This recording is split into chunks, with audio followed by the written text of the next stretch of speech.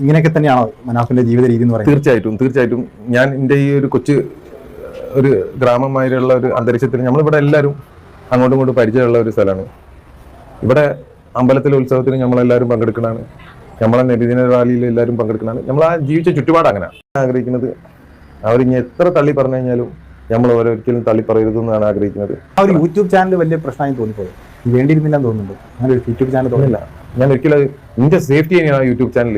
ഒറ്റ ദിവസം കൊണ്ട് 2.5 ലക്ഷത്തിന് മുകളിലായി. ഞാൻ ആ യൂട്യൂബ് ചാനൽ എനിക്കൊന്നും അറിയില്ല. ഞാൻ ജസ്റ്റ് അതൊരു ക്വാളിറ്റിയും ഇല്ല. ഞാൻ ഈ വിഷയം എനിക്കെതിരെ കേസെടുത്തു എന്നുള്ളത് ഞാൻ രാവിലെ ആണ് അറിയുന്നത്.